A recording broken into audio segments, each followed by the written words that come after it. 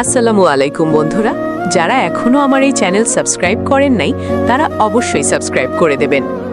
প্রিয়াকে বিদায় দিতে পিয়াস বাসস্ট্যান্ড পর্যন্ত এসেছে। তার কাছে সময় নেই বলে সে নিজে পৌঁছে দিয়ে আসতে পারল না। প্রিয়ার সকাল থেকেই মনটা খারাপ।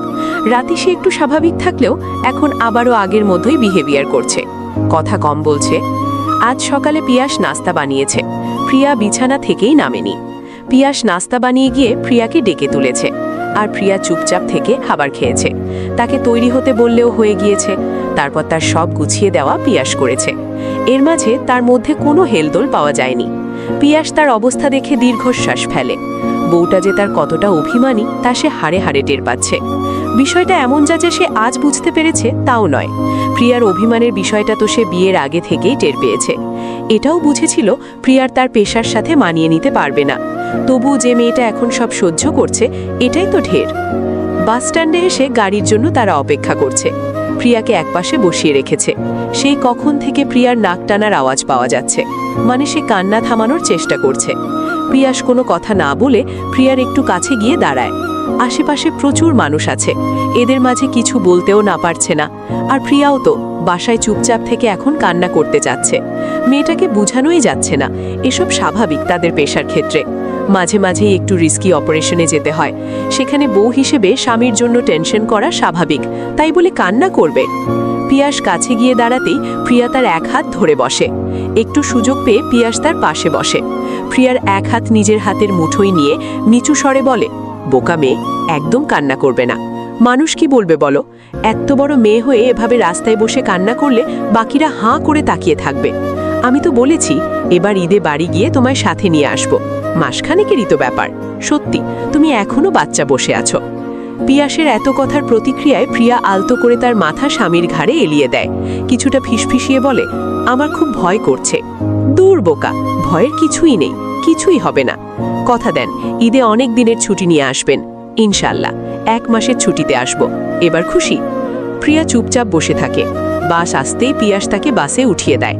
প্রিয়া জানালার ধারে বসে পিয়াসের দিকে তাকিয়ে থাকে। বাস ছাড়তেই পিয়াস মুচকি হেসে হাত নেড়ে তাকে বিদায় জানায়। প্রিয়া হাসতে পারে না, শুধু এক দৃষ্টিতে তাকিয়ে থাকে। যতক্ষণ পিয়াসকে দেখা যাচ্ছিল ততক্ষণই সে তাকিয়েছিল। তাকে দেখে মনে হবে যেন শেষ দেখা দেখে নিল, আর হয়তো এভাবে দেখা হবে না। শুভা মিসিং কথাটা শুনে ইরিন শকড হয়ে যায়। 2 দিন আগেও তো তার সাথে ফোনে কথা হলো। গত 2 দিন ধরে ইরিন কলেজে আসে না। মাঝে একদিন বন্ধ ছিল, আরেকদিন অসুস্থতার ভং ধরে আসেনি। লাস্ট যখন শুভার সাথে কথা হয়েছিল, শুভা বলেছিল সে তার আন্টির বাসায় যাচ্ছে, মেসে ফিরে ফোন করবে। পরে আর ফোন না করায় ইরিন ভেবেছিল হয়তো ভুলে গিয়েছে। তাকে ভুলে গিয়েছে ভেবে ইরিনও অভিমান করে ফোন করেনি। আজ এসে এমন খবর পেয়ে সে সবচেয়ে বেশি চমকে গিয়েছে। ইমনেরও সেম অবস্থা। লাস্ট ক্লাসে শুভা তাকে বলেছিল একটা গুরুত্বপূর্ণ কথা বলবে তাকে, সেটা আর শোনা হলো না। ইমন আন্দাজ করে নিয়েছিল শুভার কথাটা, কারণ বেশ কিছুদিন ধরেই শুভার আচরণ তার কাছে অস্বাভাবিক লাগছিল, বিশেষ করে তাদের জন্মদিনের দিন থেকে। মেয়েটা নিজের টাকা জমিয়ে তাকে একটা পারফিউম গিফট করেছিল। ইমনের পারফিউম পছন্দ না, তবুও সে কিছুই বলেনি, ব্যবহারও করেনি, আর সেভাবেই ফেলে রেখেছে। শুভার কাণ্ড কারখানা ইমনকে চিন্তায় ফেলে দিয়েছিল। তার তো এসব ভালোবাসার প্রতি তেমন ইন্টারেস্ট নেই। তার ভালো লাগে না মেয়েদের সাথে বেশি কথা বলতে। তবুও ক্লাসের একমাত্র শুভার সাথেই তার টুকটাক কথা হয়েছে ইরিনের সুবিধার্থে। আর এখন শুভা মিসিং শুনে তারও খুব খারাপ লাগছে। কি হতে পারে শুভার বলা কথাটা? ইমনের এখন খুবই ইচ্ছা হচ্ছে শুভাকে সামনে বসিয়ে তার সকল কথা শুনতে, সেই সকল কথা যা এতদিন শুভা তাকে বলতে চেয়েছিল। মানুষ হারিয়ে গেলেই বোধহয় তার কদর বোঝা যায়, ঠিক যেমন এখন ইমন বুঝতে পারছে শুভার কদরটা। শুভার বাবা মা মেয়ের খোঁজে শহরে এসেছেন। তারা থাকেন এক প্রত্যন্ত গ্রামে। শুভার ছোট্ট একটা ভাই আছে। কলেজ থেকে বলে দিয়েছে যেহেতু শুভা যখন থেকে মিসিং হয়েছে সে কলেজের আওতায় ছিল না, তাই কলেজের বাইরে কার সাথে কি ঘটেছে তার দায়িত্ব তারা নেবে না। এসব তো ঝামেলার কাজ, এসব ঝামেলায় কেউ ভাসতে চায় না। বলছে পুলিশের কাছে মিসিং কেস করতে। ইরিনা সেদিন ক্লাস করতে পারে না। শুভার বাবা মা ছোট ছেলেকে নিয়ে তখনই চলে গিয়েছিল। ক্লাস শুরুর আগেই ইরিন বাসায় চলে আসতে নিয়েছিল। তখনই সামনে রিদানের সাথে দেখা হয়। রিদান বলে, কোথায় যাচ্ছ ক্লাস না করে? ভালো লাগছে না স্যার, চলে যাই আজকে, প্লিজ আটকাবেন না। প্রাইভেটে আসবে সময় করে? শিওর না, নাও আসতে পারি, আমার ভালো লাগছে না, শুভার জন্য অনেক টেনশন হচ্ছে স্যার। ইনশাল্লাহ কিছুই হবে না ওর। ইমন কোথায়? তুমি একা যাচ্ছ কেন? ইমন ক্লাসে। ওকে বলিনি আমি চলে যাচ্ছি। তোমার তো অনেক সাহস মেয়ে, দেখছই দেশের অবস্থা ভালো না, চোখের সামনে প্রমাণ পাচ্ছ, তবুও সাহসী দেখাও নিজেকে। রিদানের চোখে মুখে রাগ প্রকাশ পায়। সে তো ইতোমধ্যে তুবার সাথে হওয়া ঘটনাটার কথাও জেনেছে, তুবা নিজেই বলেছে। তারপর সে নিজেও সাম্য খোঁজ করেছে, পায়নি ছেলেটাকে। কেমন উদাও হয়ে গেছে ছেলেটা। রিদানের আজ কলেজে ক্লাস ছিল একটা, তবে গুরুত্বপূর্ণ কাজ আছে বলে সে অফিসে জানিয়ে বেরিয়ে পড়ে। ইরিন তখন কলেজের বাইরে দাঁড়িয়েছিল। রিদান এসে কলেজ থেকে কিছুটা দূরে গিয়ে দাঁড়ায়। তারপর ইরিন এসে পৌঁছতেই রিদান হেঁটেই রওনা দিচ্ছিল। তবে ইরিন দাঁড়িয়ে পড়ে বলে, রিক্সা ডাকুন, আমি হেঁটে যাব না। রিদান মহা ঝামেলায় পড়ে যায়। ইরিনকে নিয়ে রিকশায় করে যাওয়া তার পক্ষে অসম্ভব। যতই হোক সে প্রাপ্তবয়স্ক পুরুষ মানুষ, তার উপর যার সাথে যাবে তাকে সে ভালোবাসে। তবে ইরিনের জেদের কাছে রিদানের কোনো যুক্তিই কাজ করে না। শেষে তাকে বাধ্য হয়ে রিকশা নিতে হয়। রিকশায় রিদান অনেকটা সামলে বসে। ছোট রিকশায় পাশাপাশি বসে যাওয়া খুবই কষ্টকর। এরই মাঝে রাস্তায় একটু উঁচু জায়গা থাকায় রিকশায় নাড়া পড়ে, ফলে আচমকা ইরিন পড়ে যেতে নেয়। তখন রিদান হুট করে তাকে আটকে নেয় আর এক গাদা বকা শোনায়। রিকশায় ধরে বসতে পারো না, এত অসতর্ক কেন তুমি? ইরিন ঠোঁট উল্টে বলে, ধরে বসি তো, এমনিতে তো ইমন আমায় ধরে রাখে, তাই টেনশন হয় না।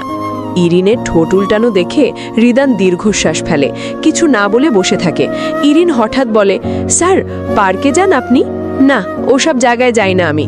এমনভাবে বলছেন যেন খারাপ জায়গা ওটা। জানেন, কদিন আগে আমি, ইমন, শুভা পার্কে এসেছিলাম। এখানের ফুচকাটা এত মজা, খাবেন আপনি? ওসব ভালো জিনিস না, খাবে না। আর আপনি না করার কে? আমি তো খাবই। যখন আমার হাতের মুঠোয় আসবে তখন বুঝাবো আমি কে। রিদানকে বিড়বিড় করতে দেখে ইরিন মুখ বাঁকায়। রিক্সা মামাকে বলে, মামা ওই পার্কের দিকে চলেন, আজকে স্যারকে ফুচকা খাইয়েই ছাড়বো। রিদানের বারণ সত্ত্বেও তারা পার্কে এসে পৌঁছায়। ইরিন রিক্সা থেকে নেমেই রিদানের হাত ধরে টেনে তাকে ফুচকার দোকানের সামনে আনে। রিদান ততক্ষণ হাঁ করে তাদের ধরা হাতের দিকেই তাকিয়ে থাকে। সে খেয়েই হারিয়ে ফেলেছে। এখন ইরিন তাকে যেভাবে চালাচ্ছে সেভাবেই পুতুলের মতো চলছে সে। ইরিন তাকে ফুচকার দোকানের সামনে দাঁড়িয়ে বলে, যান 2 প্লেট অর্ডার দিয়ে আসুন। আমি খাই না এসব। আপনাকে কে খেতে বলেছে? আমিই 2 প্লেট খাবো, তাড়াতাড়ি অর্ডার দেন। রিদান চোখ মুখ অন্ধকার করে অর্ডার দিতে যায়। হঠাৎই দেখে একটা ছেলে ফুল হাতে ইরিনের দিকে এগিয়ে এসেছে। রিদান দাঁড়িয়ে দেখতে থাকে কি করতে চায় ছেলেটা। ইরিন যখনই ছেলেটার দেওয়া ফুল নিতে যাবে, রিদান এক প্রকার ঝড়ের গতিতে এগিয়ে গিয়ে ফুলটা কেড়ে নেয়। তারপর আবারও সেটা ছেলেটির হাতে গুজে দিয়ে বলে, এসব কোন ধরনের অসভ্যতা, তাও দিনে দুপুরে? ছেলেটি ভয় না পেয়ে উল্টো বলে, আপনি কে? আমি এই সুন্দরী আপুটাকে ফুল দিচ্ছিলাম, আপনি আটকাচ্ছেন কেন? রিদান আশেপাশে তাকিয়ে দেখে কিছু দূরেই 3-4কে ছেলে দাঁড়ানো। একজনের হাতে ফোন ধরা, হয়তো ভিডিও করত। রিদান ইশারায় সেই ছেলেগুলোকেও ডাকে। তারা এসে পূর্ণের ছেলেটির সাথে দাঁড়ালে রিদান বলে, ভিডিও করতে? কি ক্যাপশন দিতে? কত বছরের ভালোবাসা পূর্ণতা পেয়েছে? তাদের একটা ছেলে উঠে বলে, আপনার কি সমস্যা? আপনি এমন করছেন কেন? আপুটা তো কিছুই বলছে না। রিদান ইরিনের দিকে তাকিয়ে দেখে সে অবাক হয়ে সব কাহিনী দেখছে। ভিডিও করার কথা শুনে আরও চমকে গেছে। রিদান তাদের ড্রেসের দিকে তাকিয়ে বলে, তোমাদের কলেজের সায়েন্সের টিচার সুমন স্যার না?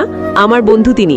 ব্যাপার না, বাসায় যাও বাচ্চারা, কালকে কলেজে তোমাদের জন্য সারপ্রাইজ অপেক্ষা করবে।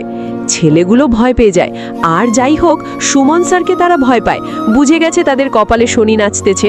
বিপদে যখন পড়েই গেছে, তাই একটা ছেলে সাহস করে বলে ওঠে, আপনি নিজেও তো একটা কলেজ পড়ুয়া মেয়েকে নিয়ে পার্কে এসেছেন, কি হয় মেয়েটা আপনার? রিদান হঠাৎই তার দিকে এগিয়ে যায়।